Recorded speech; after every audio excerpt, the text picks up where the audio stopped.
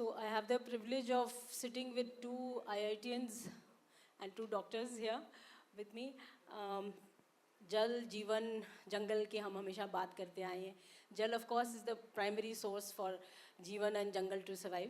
I'll hand over to Dr. Chopra without taking much time since we have limited time and they are eminent speakers to speak on. तो जैसे आपने शायद guess कर लिया होगा, ये एक बड़े प्रोग्राम में से मैंने निकाल लिया. I forgot to change the title. Title should have been Traditional Water Harvesting Systems of Uttarakhand and Himachal. इसके पीछे एक छोटी सी कहानी है. वो कहानी यूँ है कि sometime in 96 और 97 मैं नैनीताल गया और शेखर और अन्य दोस्तों के साथ हम लोग वहाँ लेक के किनारे घूम रहे थे.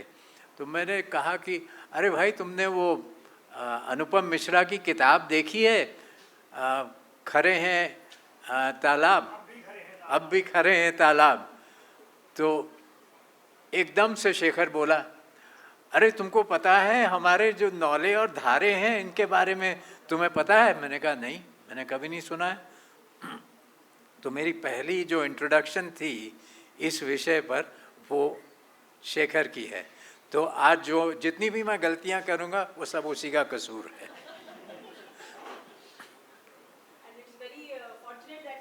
Yes, he is very fortunate. तो आप सब जानते हैं कि भारत एक मॉनसून देश है और शायद ऐसे मुझे याद आता है, कोई पंडित और बैठा है शेखर के अलावा तो वो शायद बता सकेंगे. ऋग्वेद में इसका जल चक्र का मेंशन है शायद. तो आप लोगों की ही किताब है NIH की. तो प्राचीन समय से लोगों को ये पता था कि बारिश यहाँ कुछ ही महीनों में होती है और इसलिए जल संग्रहण करना है बाकी महीनों के लिए. तो अब आप देखेंगे कि केवल हिमाचल और उत्तराखंड में अनेक प्रकार के जल संग्रहण की संरचनाएं हैं, जिसमें मैं तो आज ज़्यादा बात नौलों की करूँगा, लेकिन और भी थोड़े से चित्र दिखाए हैं इसमें. ये जो आपको चित्र दिखा रहा हूँ आज, करीब 20 साल का अध्ययन है और फ्रॉम अबाउट 97 टू अबाउट 2017. और ये जो सबसे पुराना नौला हमें मिला इन दोनों राज्यों में, वो बद्रीनाथ जी का नौला है. गढ़सेर गांव है बागेश्वर ज़िले में, कौसानी के नीचे.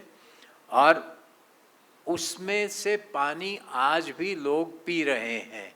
ये 7वीं सदी में बना हुआ है and it is still supplying water and the villagers insist कि पीने का पानी हम इसी नौले से लेंगे. अच्छा, कई जो नौले और धारे हैं, जो प्रसिद्ध नौले और धारे हैं, वो पुराने जो 4 धाम यात्रा मार्ग पर हैं. तो ये एक गंगा जमुना धारा है. एक मुखौटा जो है गाय वाला और एक हाथी वाला, इट्स ए स्प्रिंग. और ये गुप्त काशी में विश्वनाथ मंदिर के अंदर है. लगभग 200-300 साल पुराना है. थोड़ी आगे जाएं गुप्त काशी से केदारनाथ की ओर, तो पहला जो गांव आता है वो नारायण कोटी है. और नारायण कोटी में ये जो आपको दिखा रहा हूँ धारे, ये दबे हुए थे मिट्टी के नीचे ही. ये अचानक खेती करते समय कहा जाता है कि एक किसान को मिले, तो फिर खोदने के बाद ये सब निकला. नवलिंग धारा या नवग्रह धारा. तो इसी के साथ उसी गांव में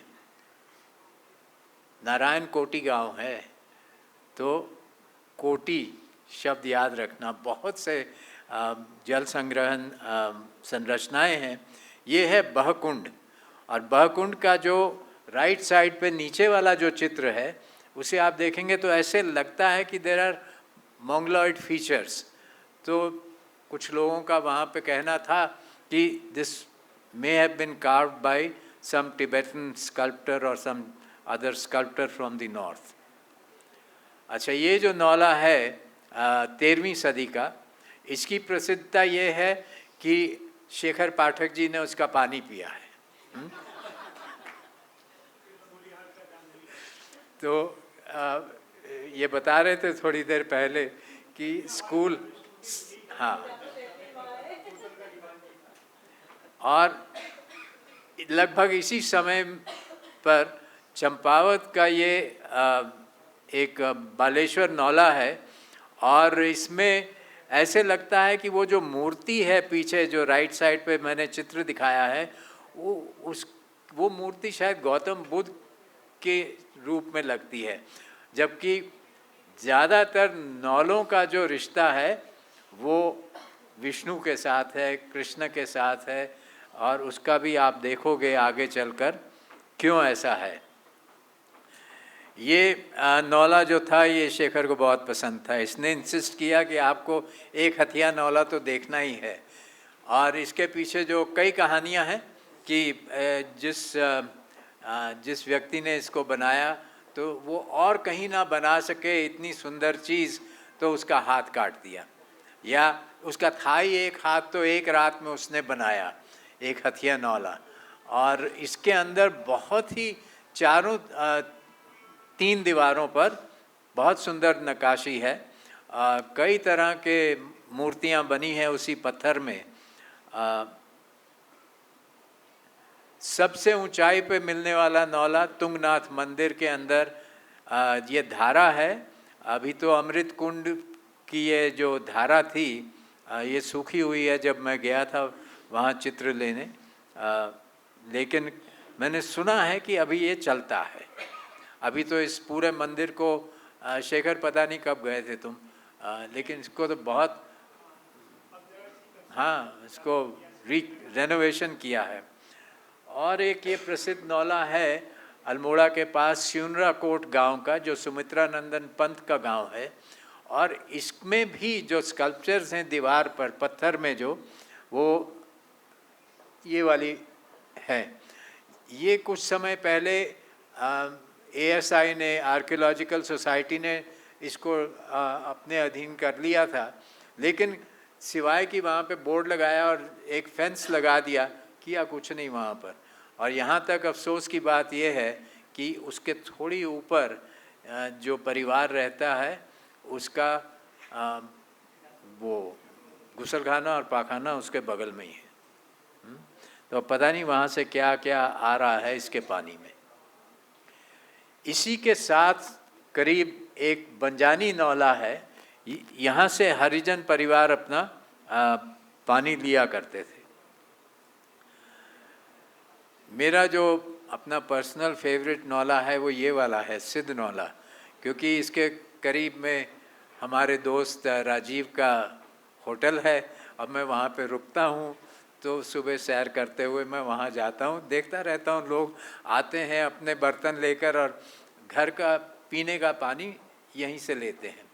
इसकी खूबी ये है कि ये जो पहाड़ है इसके ऊपर, वो एक विशाल एक्विफर है, बहुत बड़ा एक्विफर है, तो पूरा अल्मोड़ा सूख जाए ये नहीं सूखेगा। अब चलें ज़रा हिमाचल की भी सैर कर लें, मेरा ननिहाल का इलाका।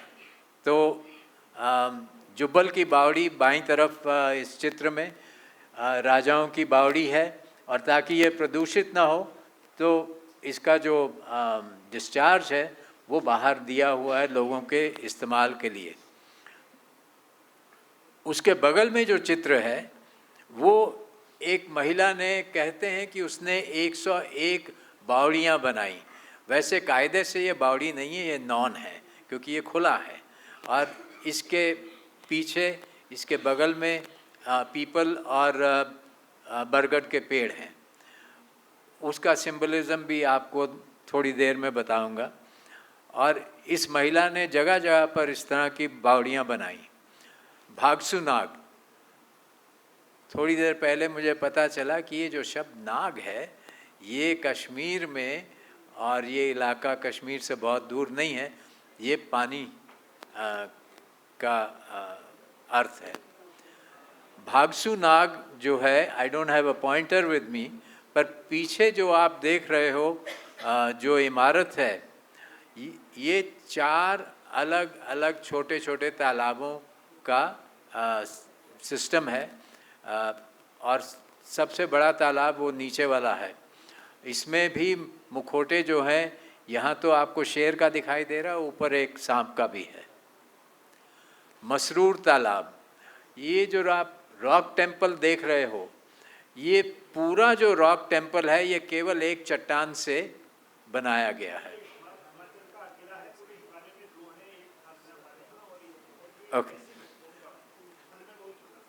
तो ये भी देखने लायक जगह है। अगर आप कभी धर्मशाला बाय रोड जाएं, आपने देखा है, गुड। तो काफ़ी बड़ा है ये तालाब, काफ़ी बड़ा है। मंडी का नौन, मंडी का नौन जो है ये करीब 16वीं सदी में बना, और आप देखोगे कि पीछे जो दरवाज़ा है, दरवाजे के ऊपर बहुत सुंदर स्कल्पचर है और काफ़ी बारीकी की है। हाँ, नहीं, ये सैंडस्टोन है,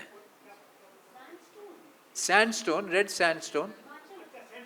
हाँ, अभी वो राजा है, कहीं से लाया होगा, अगर वहाँ नहीं मिला उसको पसंद था। अच्छा, तो एक सवाल मेरे मन में उठा कि ये इतने पुराने पुराने जो नौले और धारे और बावड़ियाँ अभी भी काम कर रही हैं, अभी भी पानी पिला रही हैं, तो हमारे जो जल संस्थान और जल निगम के जो पाइपलाइंस हैं वो क्यों सूख जाती हैं? तो उसका कारण ढूंढते ढूंढते मुझे 3 उत्तर मिले कि ये एक तो संस्कार, संस्कृति और नीति इसके पीछे है। जो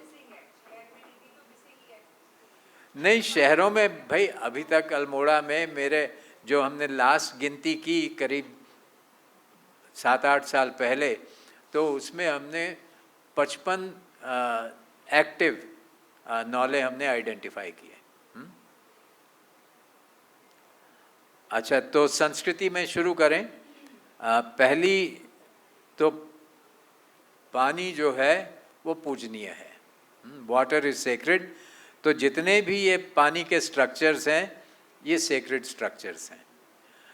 और अल्मोड़ा के कपीना नौला और एक और चित्र मैं आपको बाद में दिखाऊंगा, उसके अंदर ये आपको आइडल मिलता है, और ये विष्णु सोए हुए हैं शेषशाही नाग पर, और ऊपर जो श्लोक है उसमें वो कह रहे हैं कि प्राचीन समय से, आदिकाल में मैंने ही जल को नाम दिया था नार, और क्योंकि मैं इसमें बसता हूँ, क्योंकि इसमें मेरा आयन है, इसलिए मेरा नाम नारायण है।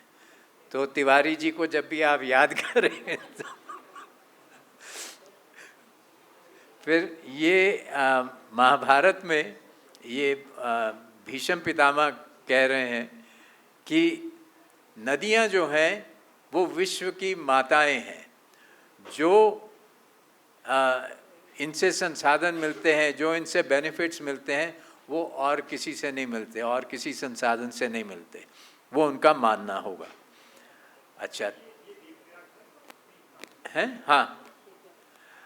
अच्छा, वैसे तो हम लोग मनुस्मृति को काफ़ी नकारते हैं, अगर गालियाँ भी दे देते हैं। तो मनुस्मृति में ये लिखा है कि किन किन चीज़ों को पानी में नहीं फेंकना है ताकि वो प्रदूषित ना हो जाए। अच्छा, अभी उस पर भी आएंगे। तो ये भी है कि एक और ग्रंथ है, अब मैं उसका नाम भूल रहा हूँ, दूसरा हमारा एक ग्रंथ है जिसमें अगर पानी प्रदूषित हो जाए तो आपको क्या क्या करना है उसको साफ करने के लिए। सो दोनों चीज़ें हैं। ये अग्नि पुराण का है। अग्नि पुराण में लिखा है कि जहाँ भी आप विष्णु और वरुण की पूजा करते हो जिस मंदिर में, वहाँ पे एक तालाब भी बना लीजिए। अब जब इन संस्कारों का हमारे आम जीवन में पालन होता है तो संस्कृति बनती है, ठीक है ना। तो ये जो संस्कृति के कुछ उदाहरण मैं आपको चित्रों द्वारा दिखा रहा हूँ कि एक तो आज भी ये परंपरा आपको कहीं कहीं मिल जाएगी कुमाऊं में, जब बहू आती है अपने ससुराल में तो सबसे पहले वो नौले या धारे पे जाके पूजा करती है। कहीं भी हम अगर कोई तालाब, कोई बावड़ी बनाए तो ये सुझाव दिया जाता है कि उसके आसपास आप पीपल या बरगद या दोनों के पेड़ लगाएं, ताकि दूर से कोई व्यक्ति आ रहा है उधर तो उसको पता लग जाए कि ये एक पूजनीय स्थल है और यहाँ पर आपको सावधानी से जाना है। बल्कि एक समय ये भी व्यवहार था कि जूते उतार के जाना है। तीसरा, अगर हम आम जब अपनी रीति रिवाज है पूजा के, तो शुद्धिकरण के लिए सबसे पहले अपना आचमन वगैरह करते हैं, वो भी पानी वहाँ पर भी हमें शुद्ध करता है। अब मुझे जो पर्सनली जो बहुत मज़ा आया वो ऋषि कश्यप के जो 5 सिद्धांत हैं on water management, water management by Rishi Kashyap. तो पहला सिद्धांत उसका ये था कि जो किसी भी नदी का स्रोत है, उद्गम स्थल है, वो पूजनीय है, वहाँ पे मंदिर बना दो। अब मैं इन चीज़ों में विश्वास नहीं करता हूँ, तो मैंने एक दोस्त से पूछा, आपने शायद नाम सुना होगा, राजेंद्र सिंह। मैंने राजेंद्र सिंह से पूछा, मैंने कहा यार ये क्या बात है कि वहाँ पे मंदिर बना दो। तो उसने कहा देखो मंदिर बनता है ना तो उद्गम स्थल तो ऊपर होता है, तो वहाँ पर एक पुजारी भी होगा, तो पुजारी फिर नज़र रखता है कि कोई यहाँ पर गड़बड़ तो नहीं कर रहे हैं। तो उसका ये कहना था। दूसरा उसका सिद्धांत कि नदी की जो रफ्तार है उसमें कम से कम रुकावट होनी चाहिए। अब बाईं तरफ देखिए अल्मोड़ा की कोसी नदी और उसमें पत्थरों का ब्रिज बन गया है, और दाईं तरफ हमारा जो मॉडर्न, जिस इंजीनियर ने ऋषि कश्यप के सिद्धांत नहीं पढ़े उसकी कृति उसके राइट साइड पे टीरी बांध है। रावत जी, आपके रमा शास्त्री को ये बहुत पसंद आया था। फिर तीसरा है कि ये जंगल और पानी का एक सिम्बायोटिक रिलेशनशिप है, और अगर आपको जल संग्रहण करना है तो आप उसके अंदर, जंगल के अंदर एक कुंड बना लीजिए। लोगों ने मंदिर बनाए, और रावत जी हमें बाद में बताएंगे कैसे कुदरती रूप से भी ये रिश्ता जीवित है।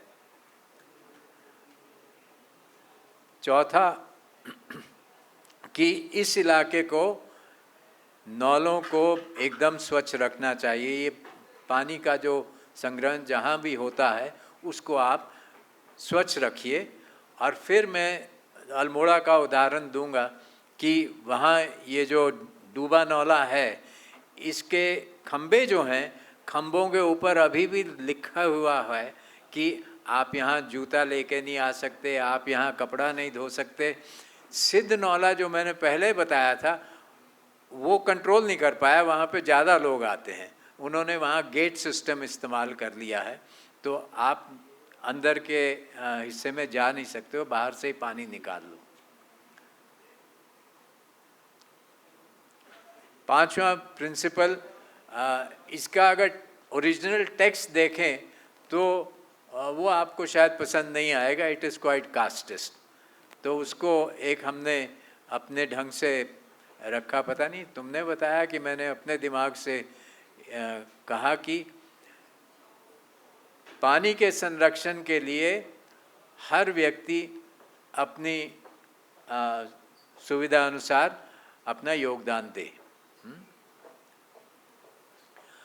अब ये सब पढ़ने के बाद, देखने के बाद मैं इस नतीजे पर पहुंचा कि अच्छा, अगर इसको जो रूलर है, जो राजा या रानी को ये इमारत पसंद नहीं है, तुड़वा दे तो तो खत्म, we would not have all these structures. So संस्कार और संस्कृति जो हैं वो दोनों necessary conditions बन जाते हैं, and the administrative support becomes the sufficient condition. अब ये देखिए, अंग्रेज़ों ने कभी ड्रिंकिंग वाटर सप्लाई को टच नहीं किया except in the cities where they were living. बाकी ये जितने भी ग्रामीण क्षेत्र में जो सिस्टम्स हैं उनके साथ छेड़छाड़ नहीं की अंग्रेज़ों ने। अब आज़ादी के बाद जब माइग्रेशन शुरू हुआ बड़े पैमाने पर, तब फिर इनका डिक्लाइन भी शुरू हुआ है कई जगह पर। बल्कि जो पंथियूर नौला मैंने दिखाया चुनरा कोट का, उसकी तो बुरी हालत है। लेकिन अब ऐसा भी दौर शुरू हुआ है जब पानी की कमी महसूस हो रही है लोगों को।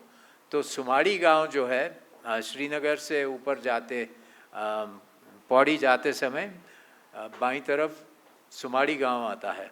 सुमाड़ी गांव में लोगों ने ये पुराना जो अपना नौला था वो उसको बहुत सुंदर बनाकर, उसके अंदर भी शेषशाही नाग पर सोए हुए विष्णु का चित्र है।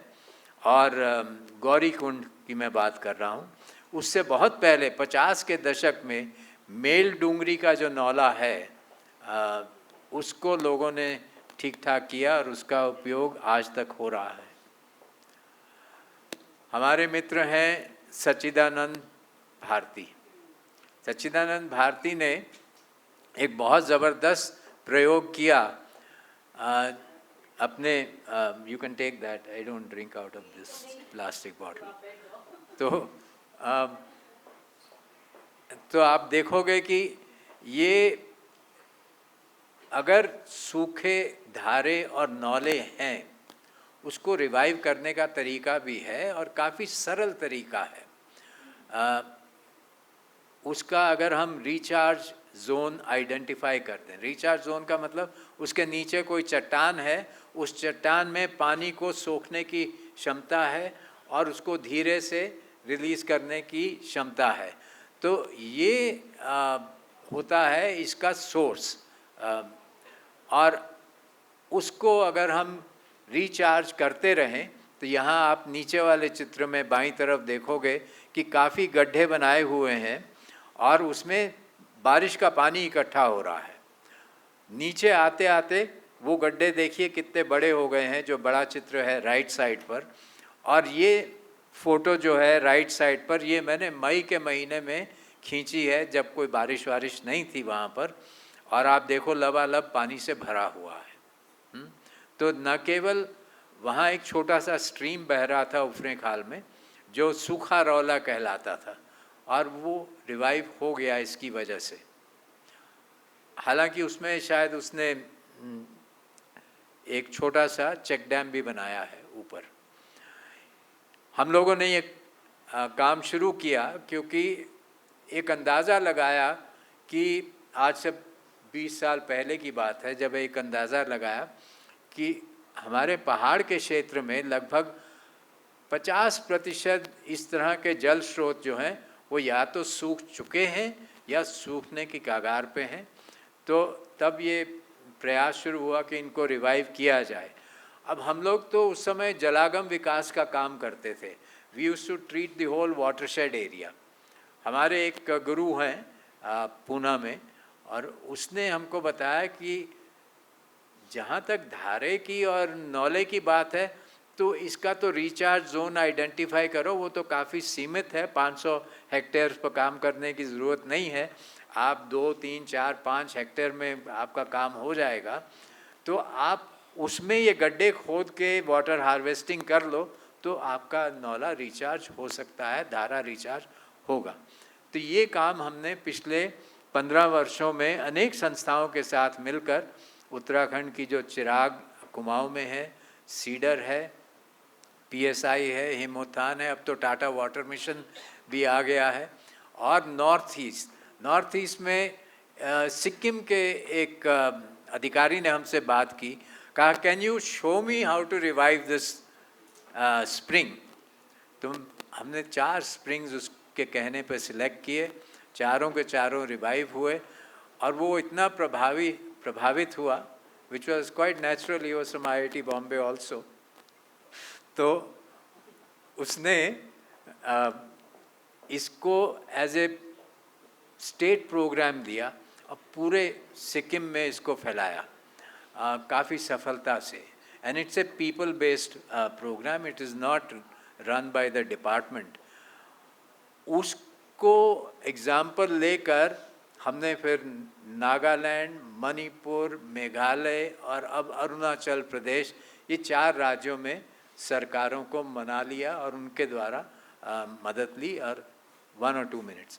और उससे फिर हमारा अंदाज़ा है कि in the last 15 years a collection of about 30 or 40 organizations and the state governments, अब उत्तराखंड में भी इस तरह का कार्यक्रम है, हिमाचल में भी है, we may have revived about 15,000 springs all over the Himalayan region.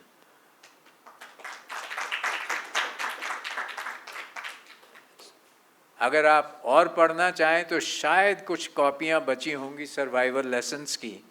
लगभग 70 पन्ने हैं. आधी किताब में टेक्स्ट है और आधी किताब में ये जो फ़ोटो मैंने दिखाई हैं ज़्यादातर उसी से ली हुई हैं. Thank you very much.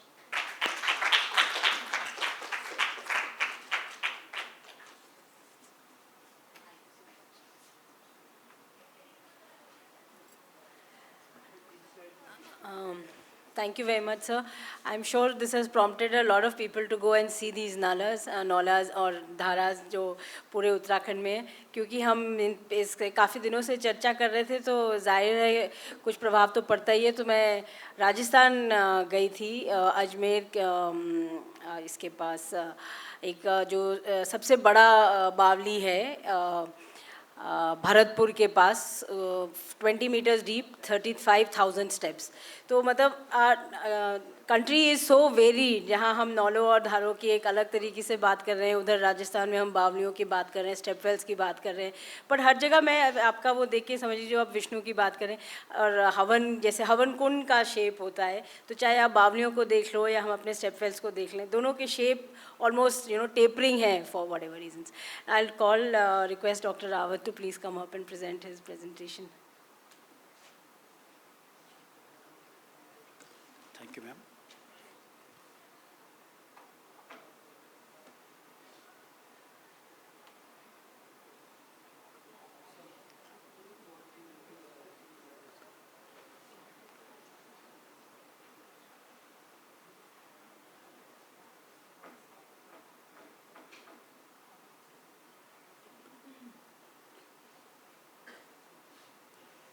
Well, respected Padam Shri Shekhar Pathak ji और श्री डॉक्टर रवि चोपड़ा साहब, और में उपस्थित सभी देवी और सज्जनों, सभी को मेरा नमस्कार. और जैसे कि अभी डॉक्टर रवि चोपड़ा जी ने नौलों पे काफ़ी बात की है. वास्तव में अगर नौले हैं तो ये आकार में बहुत छोटे हैं, लेकिन एक रहीम दास का दोहा है, रहमन देख बदन को लगू न दीजिए दार, जहाँ काम आए सुई कहाँ करे तलवार. तो जब हम बड़े नदियों और बड़े जलाशयों की बात करते हैं तो हम शायद भूल जाते हैं कि उनमें जो पानी आता है वो इन्हीं स्प्रिंग के पानी से ही वो बनते हैं. तो मैं कोशिश करूँगा कि यहाँ आने से पहले मेरे मन में था कि ये सांस्कृतिक टाइप का है, तो कैसे उसको कनेक्ट करूँ. तो मैंने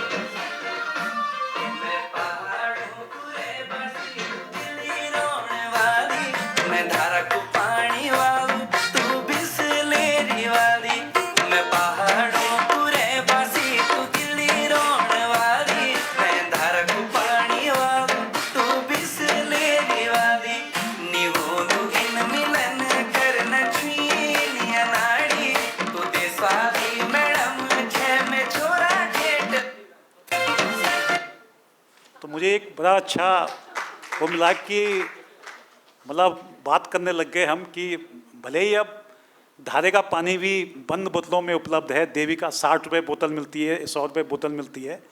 बिस्लरी आपका 20 रुपये मिलता है, धारे का पानी 60-70 रुपये मिल रहा है। काफ़ी कंपनियां उस पर काम कर रही है। और वास्तव में जब हम हिमालय की बात करेंगे तो मेरे मन में, क्योंकि बहुत यहाँ बुजुर्ग लोग हैं, मैं पला पढ़ा हूँ इनके सामने, तो कुछ लोग मेरे जेहन में आते हैं जो पहाड़ के वास्तव में प्रहरी हैं, जिनको हिमालय के प्रहरी कह सकते हैं। जैसे रवि चोपड़ा साहब हैं, शेखर पाठक साहब हैं, रमेश पहाड़ी साहब हैं, और विजय जरधारी साहब हैं, कल्याण सिंह रावत जी हैं, जिन्होंने अपने सोर्सों को यूज़ करके पहाड़ को संरक्षित किया और पहाड़ को एक दिशा दी है। और आज भी इस उम्र में भी उनका जो जज्बा है वो कम नहीं हुआ है। तो ऐसे को मैं समर्पित करता हूँ क्या कि, और इसीलिए क्योंकि महात्मा गांधी जी ने कहा था कि faith is like the Himalayan mountain which can not possibly change. तो ऐसे आदमी अपना निरंतर काम करते रहेंगे, चाहे कंडीशन कैसी हो, चाहे दशा और दिशा कैसी हो। तो इसके लिए आप सभी लोग साधुवाद हैं। और मेरा जो, क्योंकि मैं भी इसी पहाड़ी राज्यों से आता हूँ और मुझे भी एक बहुत अच्छा, मैं भी IIT का ग्रेजुएट हूँ तो मुझे भी काफ़ी काम करने का अवसर था। लेकिन मेरे मन में बचपन से एक थी, क्योंकि मैंने वो बचपन में अपनी माँ के साथ पानी ले जाते हुए देखा है। फिर हम लोग उस गांव से माइग्रेट होकर शहर में आ गए, क्योंकि गांव में पानी की मेरा जो धारा था वो 2 किलोमीटर दूर था। तो धीरे धीरे क्योंकि हम लोग फिर एक शहर में आ गए और उस शहर में रहने लग गए, ठीक है। तो अगर इन माताओं और बहनों को देखो तो वो एक WHO का आंकड़ा है, जिसको जल जीवन मिशन वाले बहुत यूज करते हैं, कि भारत में जो रूरल इंडिया में 5.5 करोड़ घंटे एक साल में महिलाएं खर्च करती है केवल पानी कलेक्ट करने के लिए, 5.5 करोड़ घंटे। तो हमने ये सब चीज़ देखी है। और क्योंकि बहुत सारा समय वो इसमें खर्च करती है, तो उनकी जो मासूम आंखें हैं वो हमसे पूछती है, why I have not fulfilled my all dreams, क्योंकि उसने बहुत सारा समय उसमें खर्च किया है। तो इसके साथ साथ हमारे, आप अगर पानी की बात करें, उत्तराखंड एशिया का वाटर टावर कहा जाता है, कई सारी चीज़ें हैं। और हिंदू कुश हिमालय करें तो 35,000 ग्लेशियर हैं, बहुत सारे ग्लेशियर हैं, पर लेकिन वास्तव में केवल 5% ग्लेशियर ही ऐसे हैं जो पीछे नहीं जा रहे हैं या सिकुड़ नहीं रहे हैं। बाकी 95% इस जो ग्लेशियर्स हैं वो सारे सिकुड़ रहे हैं। तो आने वाले फ्यूचर में पानी की क्या दशा होगी वो सब जानते हैं। और अगर उत्तराखंड की बात करें, क्योंकि इंडिया में लगभग 9,000 समथिंग ग्लेशियर्स हैं, जिनमें सबसे ज़्यादा JNK में है, उत्तराखंड में लगभग 1,000 ग्लेशियर हैं। पर उत्तराखंड में जो ग्लेशियर साइज वो काफ़ी छोटा है, 3.23 है। और IPCC की अगर आप रिपोर्ट पढ़ें तो उसमें जो छोटे ग्लेशियर सिकुड़ने के प्रति ज़्यादा संवेदनशील है, यानी कि जम्मू कश्मीर और हिमाचल के बजाय उत्तराखंड के जो ग्लेशियर हैं वो ज़्यादा सेंसिटिव हैं, क्योंकि उनका एवरेज साइज बहुत छोटा है। और स्पेशली अगर आप देखें कि जो हमारी इसमें काली वाले ग्लेशियर हैं या भागीरथी कैचमेंट वाले ग्लेशियर हैं, उनके साइज ज़्यादा करके साइज 5 स्क्वायर किलोमीटर से कम है।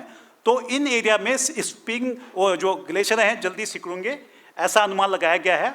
और एक हमारा NIH का स्टडी भी है, जिसमें हमने लास्ट 1986 से 2020 तक का एक सर्वे किया।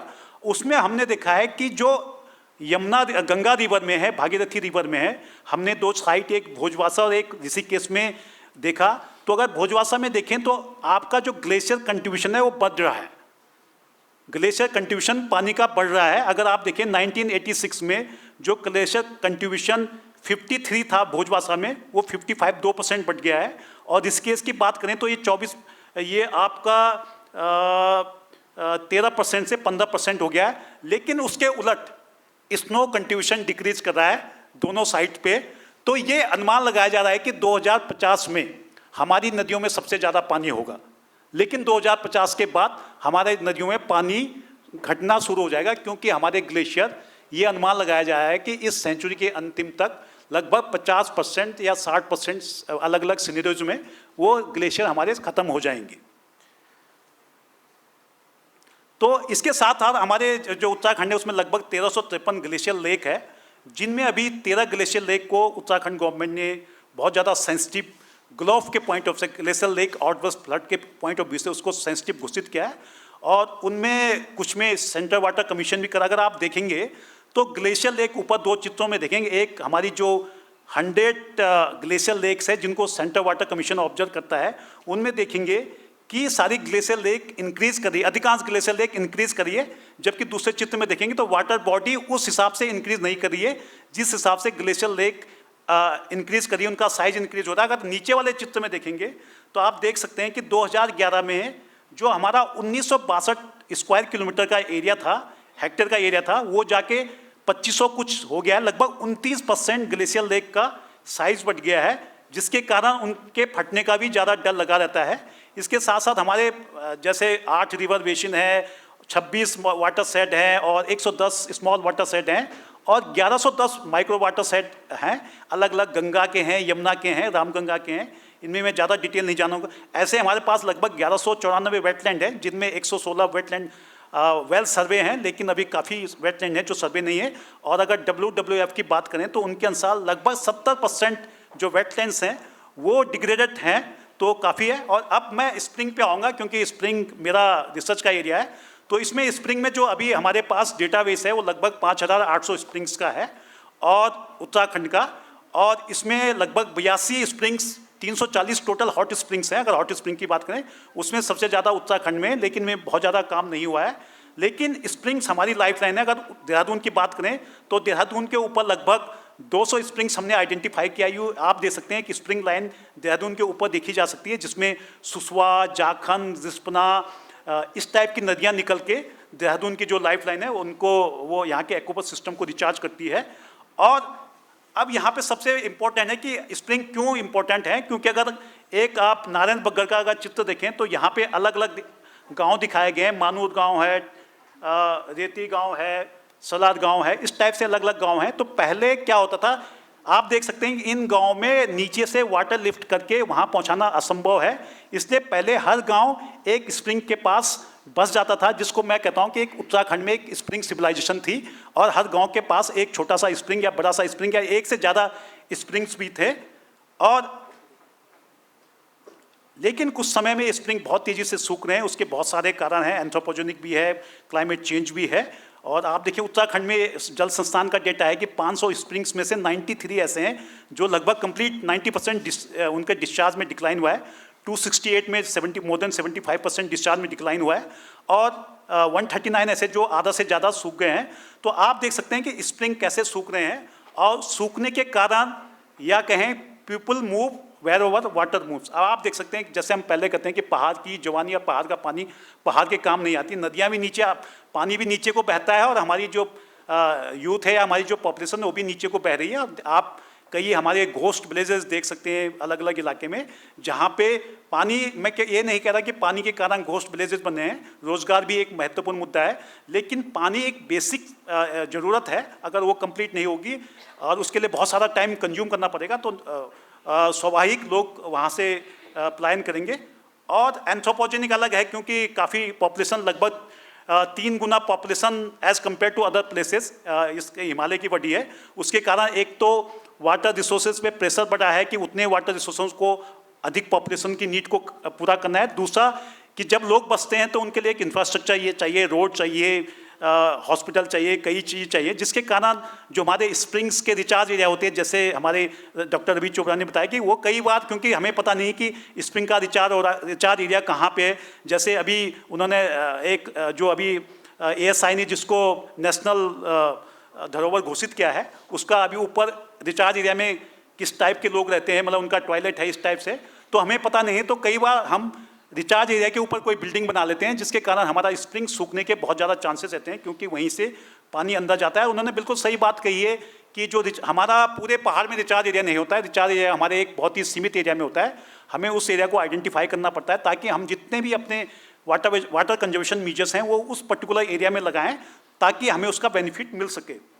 तो इसके साथ साथ पहले हमारे स्प्रिंग्स बहुत अच्छे थे, लेकिन ओवर द टाइम ये डिग्रेड हो गए। उसके कई कारण हैं कि पहले हम कंजर्वेटर थे, अब हम कंज्यूमर बन गए हैं, और हमारे जितने फेस्टिवल हैं, चाहे हरेला है, मैती है, धारा पूजन है, जो भी इन्होंने रवि चोपड़ा सर ने दिखाया, ये बेसिकली हमारी जो कंजर्वेशन वाले फेस्टिवल थे, जिसके कारण हम इस पृथ्वी को या इस धरा को संरक्षित करते हैं। अब धीरे धीरे धारा पूजन भी बाथरूम में सिंक में होने लग गया है, तो ये सारी प्रथाएँ जो ख़त्म हो गई है, जिसके कारण हमारा नेग्लिजेंस है। दूसरा एक पीपल परसेप्शन भी है कि लोग क्या ये थोड़ा सा मैं दिखाऊंगा, ये मेरे गांव की फ़ोटो है, मैं यहीं उत्तरकाशी का रहने वाला हूँ। और हमारा एक छोटा सा स्प्रिंग था पहले, मतलब स्प्रिंग आज भी है, पहले उसमें अच्छा डिस्चार्ज था, तो हम उस पानी को काफ़ी यूज़ करते थे। बचपन में मैंने बहुत बार पानी भराया, लगभग डेली शाम को पानी भरते थे। उसके बाद वाटर सप्लाई आई तो हमने उस स्प्रिंग पे जाना बंद कर दिया। वहाँ पे थोड़ा स्प्रिंग को उन्होंने दीवार लगा दी, सीमेंट लगा दिया, थोड़ा डिस्चार्ज उसका कम भी हो सकता हुआ हो, क्योंकि हमने नापा है नहीं। लेकिन इस बार, पिछली बार मैं जब दोबारा गया तो 25-30 साल बाद मैं फिर वहीं एक 5 लीटर की कैन लेकर अपने बच्चों के साथ करीब में 1 घंटे खड़ा रहा, तब जाके मैंने 5 लीटर की एक कैन भरी। तो ये बहुत ही दुखद है मेरे लिए कि जो एक वाटर पे काम करता है, कि इतना सब कुछ जब आप देखते हैं तो रियली में आपके हृदय में एक कुछ और करने की भी होती है। दूसरा एक पीपल परसेप्शन का भी दिक्कत है हमारे यहाँ पे। यहाँ पे हमने 2 स्प्रिंग दिखाए हैं, 2 विलेज दिखाए हैं। एक लगभग नीचे जो पहाड़ है उसके नीचे है, और एक टॉप पे है। तो टॉप पे तो कोई स्प्रिंग्स नहीं है, क्योंकि उसका ऊपर कोई रिचार्ज एरिया नहीं है, तो वहाँ पे बोरवेल लगा दिया है, उस बोरवेल का पानी पीते हैं। लेकिन नीचे एक स्प्रिंग्स है जो ऊपर वाले गांव के आसपास कहीं रिचार्ज होता होगा, वो उसका पानी पीते हैं। लेकिन जो ऊपर टॉप पे जो विलेज वाले हैं, वो कभी भी कोई भी ऐसा काम नहीं करेंगे कि वाटर कंजर्वेशन करें, क्योंकि उन्हें पता है इसका फ़ायदा वो नीचे वालों को होगा, उनके स्प्रिंग्स रिचार्ज होंगे। लेकिन अगर इसको हाइड्रोलॉजिकली आप देखें तो दूसरा पिक्चर देखें, अगर उस स्प्रिंग्स का और उस बोरवेल का रिचार्ज एरिया आइडेंटिफाई करें, तो वो बोरवेल बेसिकली जो नीचे वाला विलेज के स्प्रिंग्स, जो एक्वाफर उस नीचे वाले विलेज के स्प्रिंग्स को रिचार्ज करता है, उससे वो पानी विड्रॉ कर रहे हैं। तो इसका मतलब वो विलेज, जो नीचे वाला विलेज है, उसके जो रिसोर्सेज हैं उसको वो ले रहे हैं। लेकिन वो ऐसा काम नहीं करेंगे कि, क्योंकि उनको दिख नहीं रहा है कि हम जो पानी ले रहे हैं वो नीचे वाले विलेज का एक्चुअली में। तो हमें ऊपर ऐसे कार्य करने चाहिए ताकि स्प्रिंग रिचार्ज हो। तो ये इसके साथ साथ एक छोटा सा दूसरा जो मैं पहलू दूंगा कि अभी हमने पानी की बात की, पानी, ये स्प्रिंग्स हमारी प्यास बुझाते हैं। लेकिन मैं लगभग पूरे इंडिया में सब जगह घूमता हूँ, क्योंकि मैं फर्स्ट स्प्रिंग सेंसर जो कंट्री उसका टेक्निकल नोडल ऑफिसर भी हूँ। तो एक मैंने देखा कि ये स्प्रिंग्स केवल आपकी प्यास नहीं बुझाते हैं, ये जो हिल स्लोप में एक्वाफर हैं उनमें जो हाइड्रोस्टेटिक प्रेशर है उसको भी मेंटेन करते हैं, जो मैंने जोशीमठ सब्सिडेंस में देखा। ये मैंने जब उसका इन्वेस्टिगेट करा था तो एक मैंने देखा,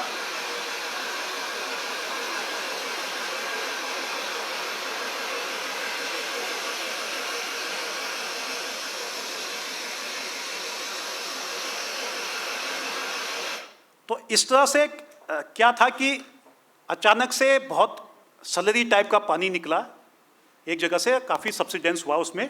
तो मैंने जब इन्वेस्टिगेट किया, तो अगर आप इस वाली फोटो में देखेंगे तो जिस डायरेक्शन में सारे स्प्रिंग्स हैं, मैंने पूरे नीचे मलारी से लेकर टॉप ओली तक सारे स्प्रिंग्स सर्वे किए, सबका सैंपल दिया, और देखे कि केवल एक ही साइड में सारे स्प्रिंग्स हैं, जो जोशीमठ के दूसरे साइड है उसमें स्प्रिंग्स नहीं है, और जिस साइड में स्प्रिंग है उसी साइड में सब्सिडेंस हुआ है। आप दूसरा नीचे वाले फिगर देखेंगे तो जो 4 सब्सिडेंस की लोकेशन है, JP colony, Sunil ward, mount view hotels, उनमें ही सब्सिडेंस हुआ है, और उसी एरिया में हमने 17 स्प्रिंग्स किए हैं। तो ये स्प्रिंग्स, इसमें क्या हुआ, एक स्प्रिंग्स का जो एक स्प्रिंग था, कोई स्प्रिंग है उसका जो चैनल था वो ब्लॉक हो गया, जिसके कारण एक टेम्परेरी स्टोरेज बना, और उस टेम्परेरी स्टोरेज की जब प्रेशर ज़्यादा हो गया तो वो फटा, और फटने से पानी काफ़ी ज़्यादा निकलने से, क्योंकि पानी के विड्रॉल से भी सब्सटेंस होता है। अगर आप एक फिगर देखें यहाँ पे आप देखिए एक इलेक्ट्रिकल पोल है, जिसमें 1925 में हमारी जो ज़मीन है यहाँ पे, वो 1925 पे उस जगह पे थी, और 1955 में देखिए ज़मीन कितनी नीचे सब्सिडेंस हो गई, और 1977 में देखिए कितने नीचे है। तो पानी विड्रॉ करने से, चाहे वो विड्रॉ एग्रीकल्चर पर्पज़ के लिए क्या, चाहे वो अपने आप किसी कारणवश से एकदम से विड्रॉल हुआ, तो उसके कारण सब्सिडेंस हुआ है। और हमने उसको दिखाया कि कैसे वो सब्सिडेंस हुआ, कि कैसे स्प्रिंग चोक हो गया, और उसके कारण जो स्टोरेज बना, वो हमने एक छोटी सी मूवी के द्वारा भी दिखाया।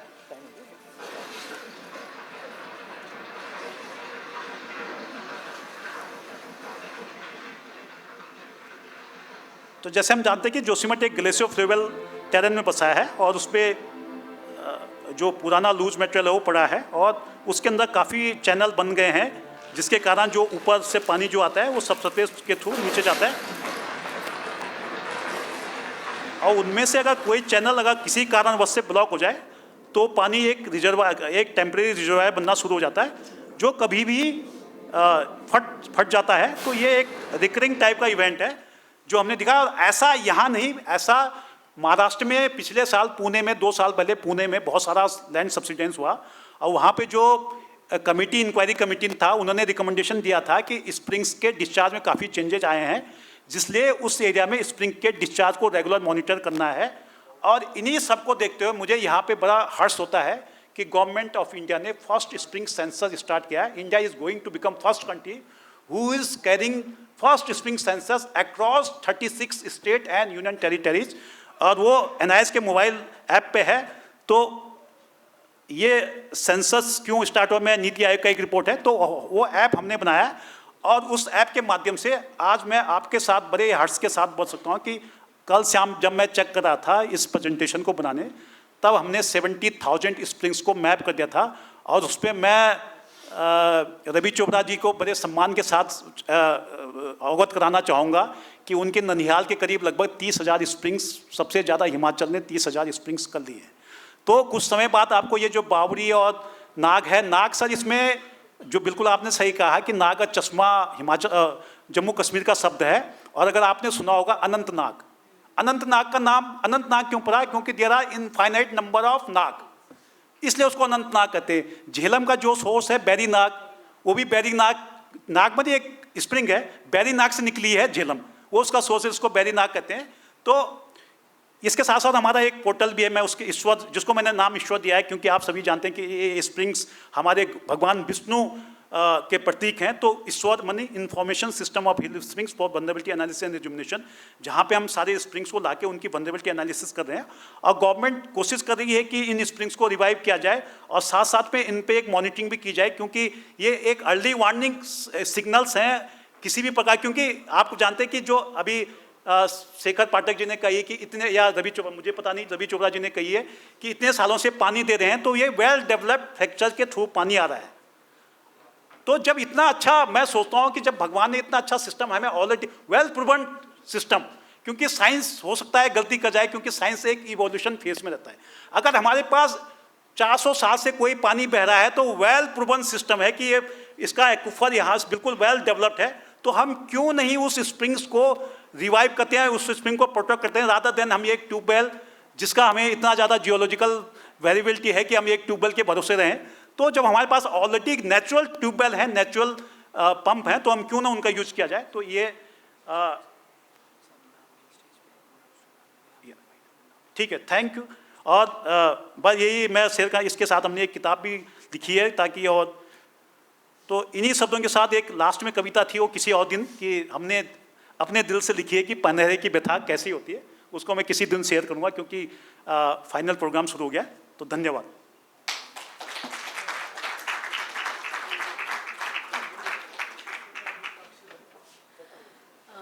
On behalf of WOW, I would like to thank both our speakers who presented Dhara, Nola and Springs so beautifully. So, Chopra साहब ने बहुत ही बढ़िया तरीके से जो ट्रेडिशनल वाटर स्प्रिंग्स हैं उनको बताया, उनके बारे में हमें बताया। और towards the end of a very technical presentation, doctor Rawat eventually said that we should be looking back to the traditional water sources and using them as a teaching philosophy rather than inventing new things which we are not aware of. So thank you very much, and to the audience, I hope you all enjoyed the session and gained meaningfully out of it. कुछ नाम doctor Rawat ने बोले जो spring shade में काम कर रहे हैं, बट आई एम श्योर पानी की अहमियत जो उन्होंने साथ साथ दिखाई कि कैसे नदियों में पानी कम होने वाला है और स्प्रिंग्स के लिए भी प्रॉब्लम होने वाली है. So we really need to have more such names and more people working on spring shed and water management. एक ऐप की भी डॉक्टर रावत ने बात की है, सो उस ऐप को भी यूज़ करना और स्प्रिंग्स को मॉनिटर करना, सारा एक ऑर्गेनाइजेशन अभी सेटअप हुई है springs Monitoring and Rejuvenation Authority, which is also again, I don't know if it is reinventing the wheel, but again, it's a collection of getting people under one roof and maybe using all the data that has been collected to some positive use.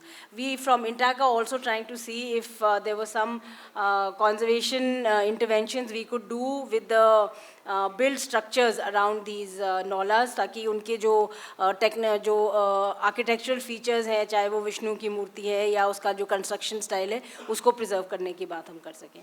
Thank you very much.